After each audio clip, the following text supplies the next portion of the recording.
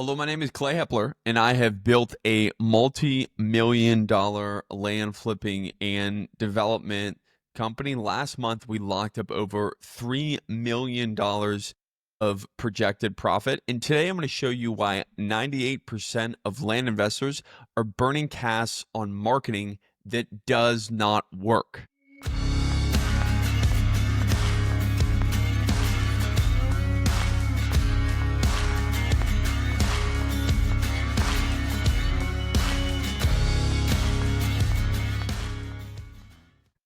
If you ever blasted out a list, hope for leads, and prayed that your marketing would work, this training is specifically for you. Because the truth is, your next $100,000 profit deal, a life-changing amount for a lot of land investors, it's hidden in your data.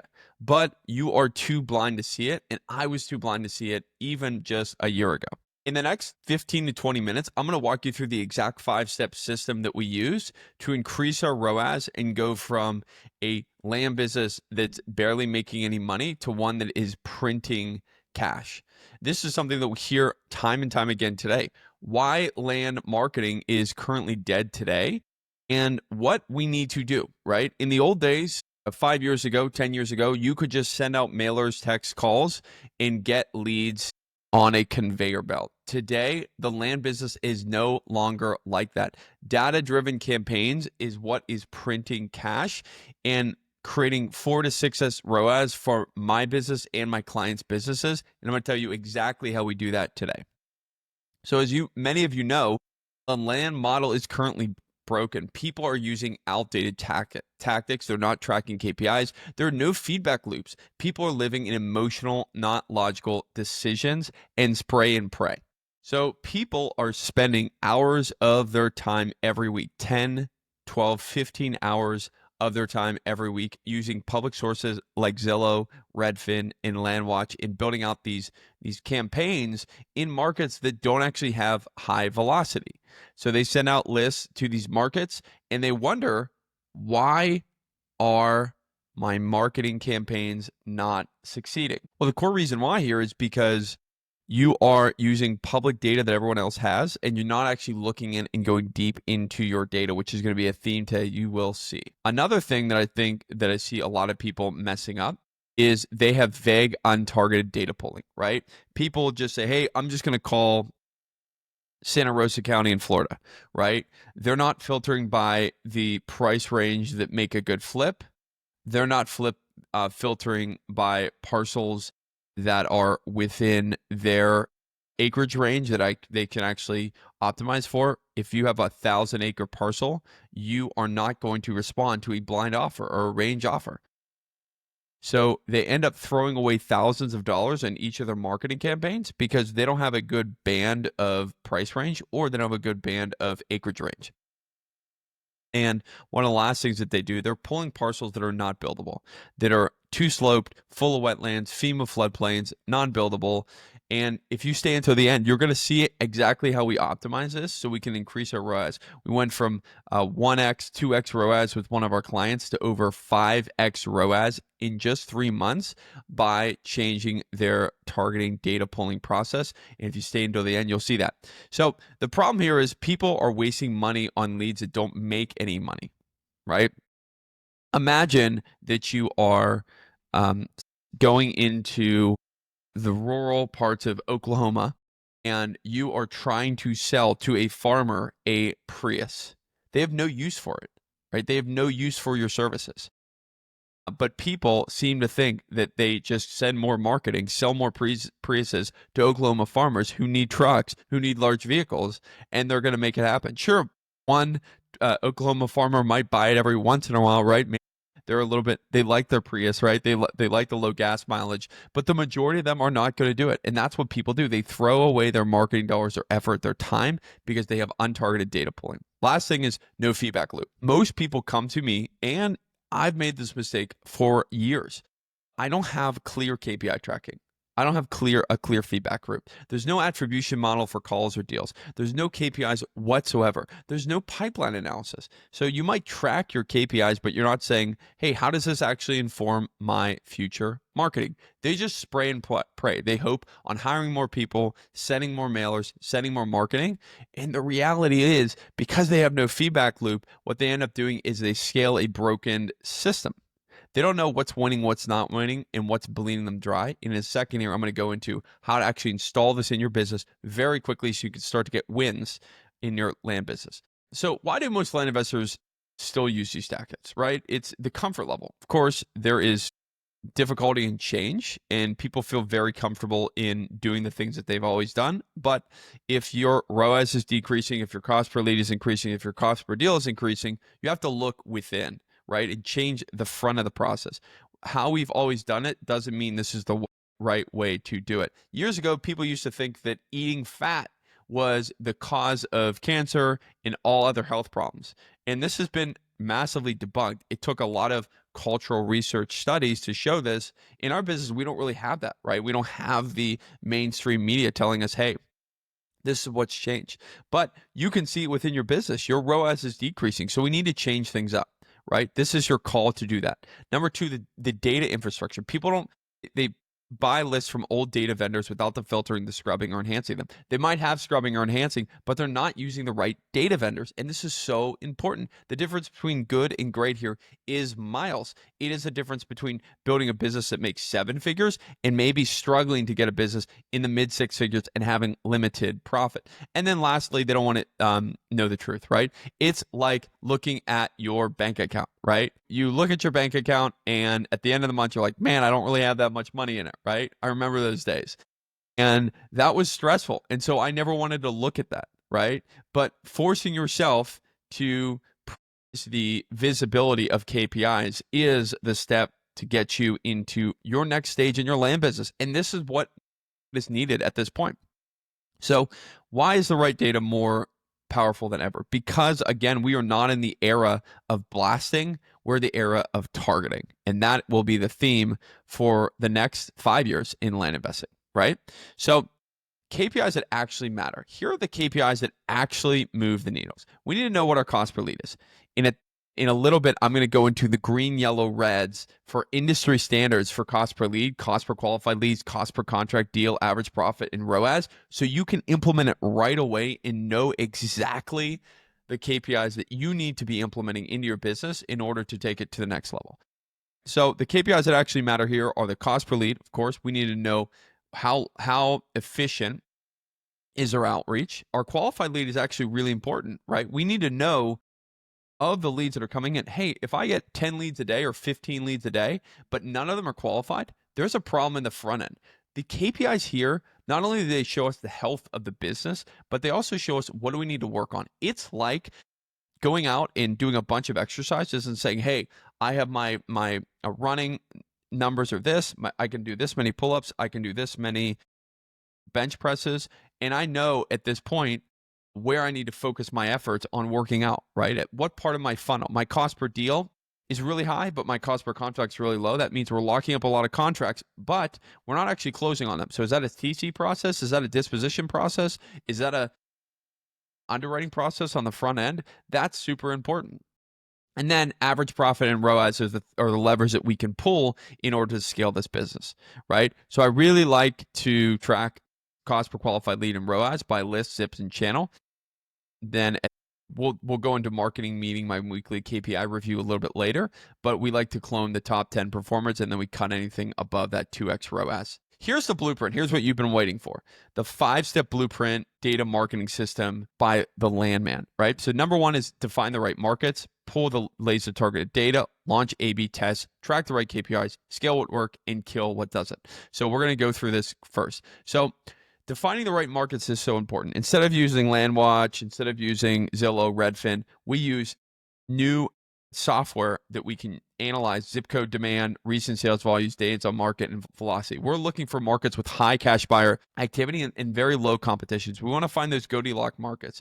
Well, if we're trying to buy land in the middle of Los Angeles, it becomes really difficult, right? It's incredibly competitive. We want to find the markets that are fast, that there's a lot of buyers, but it's not incredibly competitive, right? That allows us very early on to have those higher ROASs, right? Finding those perfect markets is critically important.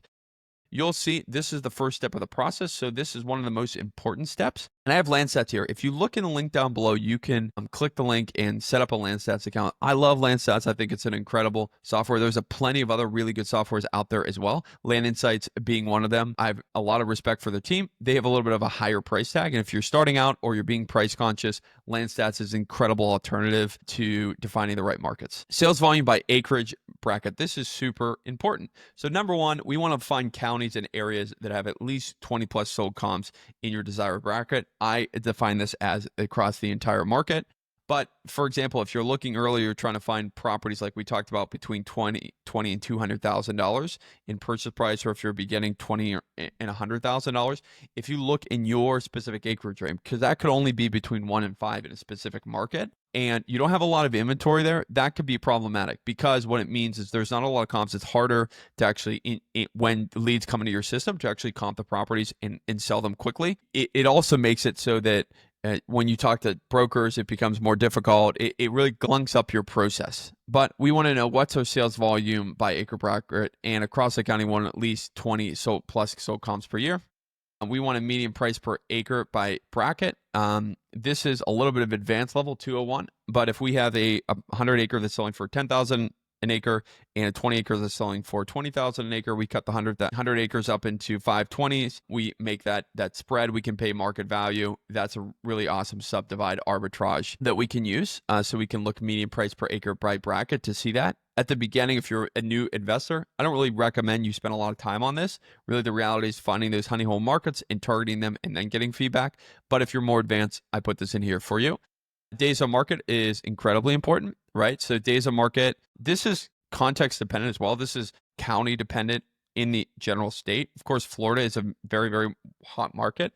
And so statewide days on markets will be different than national. But as a national level, yellow is 90 to 180, red is over 180. Land tends to sit, possibly poor liquidity. But again, we are in the business of selling land quickly, and we want to price our land to sell quickly. So we are not like most buyers, cash buyers. But the reality is this is a very good heuristic to start to use to see, okay, in this market, in this county, in this specific state, what are our days on market that we need to focus on?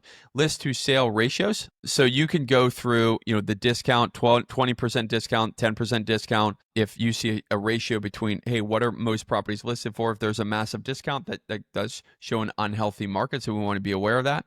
And then the sell-through rate, right? This is the holy grail. This is what we want to focus on. Over a 6-month period, the strong is right here. Strong is hot market. As you can see, there's an okay market there. And then weak demand or unrealistic pricing is great, less than that 50%. That's something that, hey, I don't really want to target the market. Again, down below, you can start to look into this with the link below.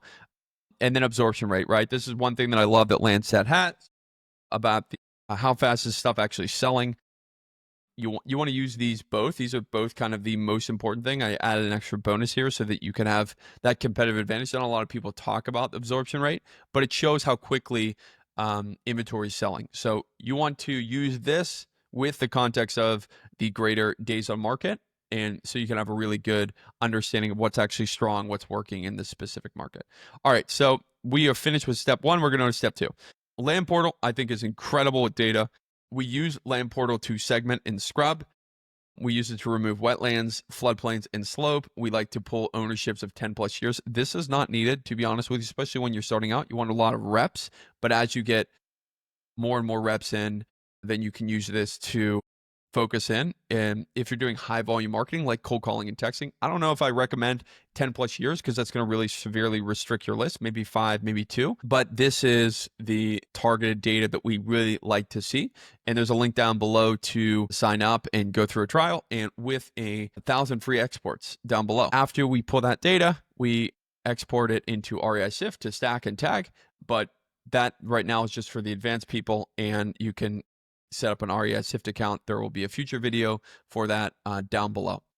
So the step 3 is after we pull the list from LandPortal, then we will launch A/B testing campaigns. So what we're doing with the LandPortal is they have really good filters to remove 50% floodplains, wetlands, slope, really focusing on buildability of and then we A/B test. This is where most people fall down. They will not select the right markets.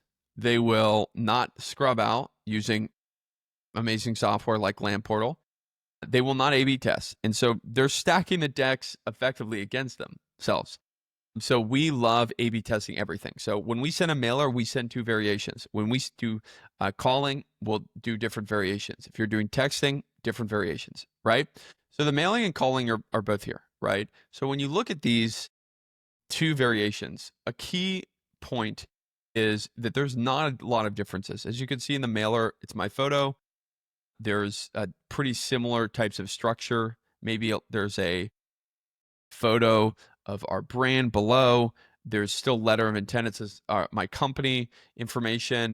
There's not a lot of changes in what's actually being written. And that's super important because if we're testing something out, imagine you test a page and you test 15 different variables, a landing page, and another page you text 15 different variables. So you have 15 total different variables that you're testing between these 2 pages. It's really hard to know what you are optimizing for. So when you're doing a calling script or a mailing or texting or whatever, you want it to be pretty similar, right? You want it to be relatively similar. You have a couple tweaks and then you test that over time.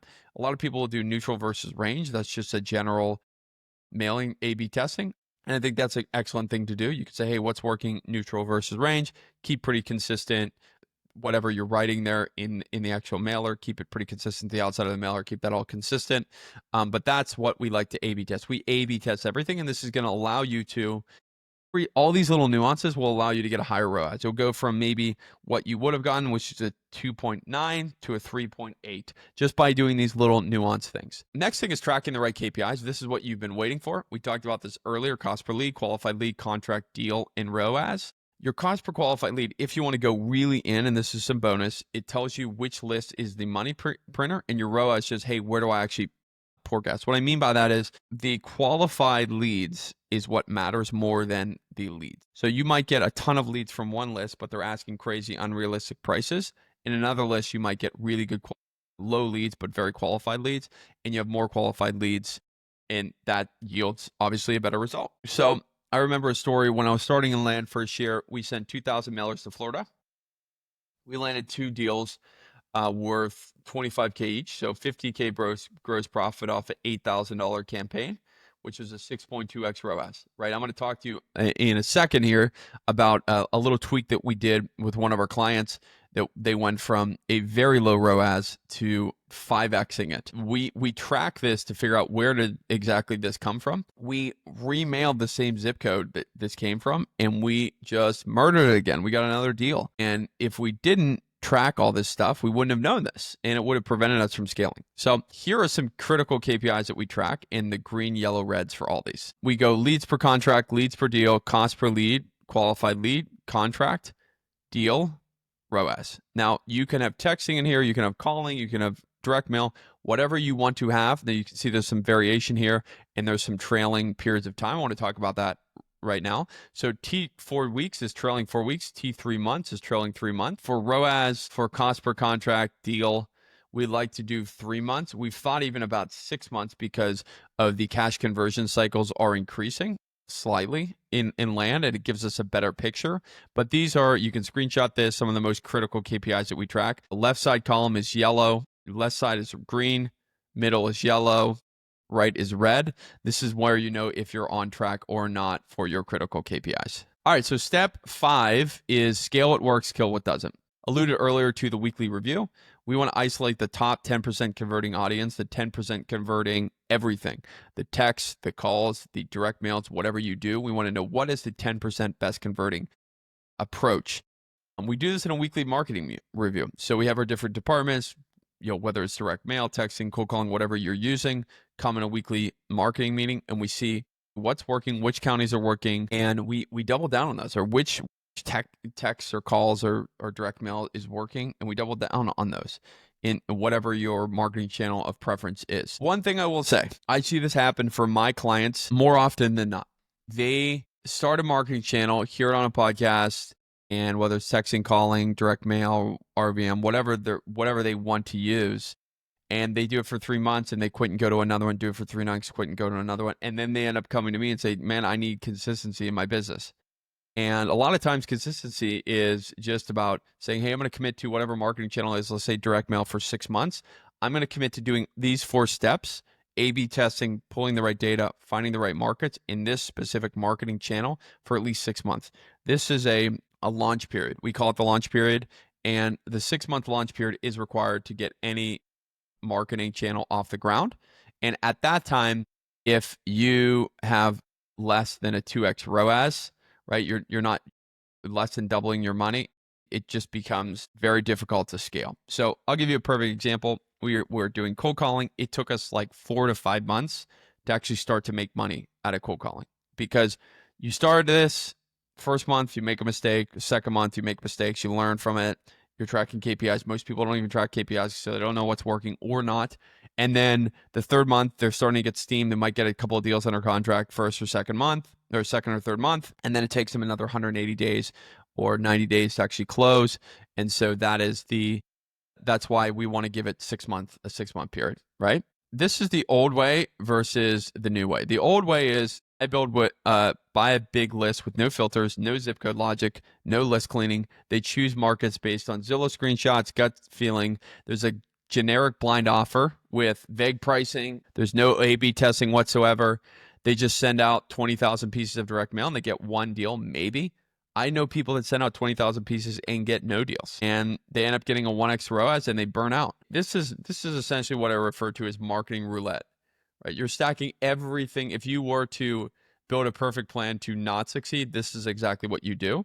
And this is the new way land investors are doing data-driven marketing. They pull high conversion zip codes from Landstats. They filter by sales volume. They use LandPortal. You can do 10 plus year owners if you want.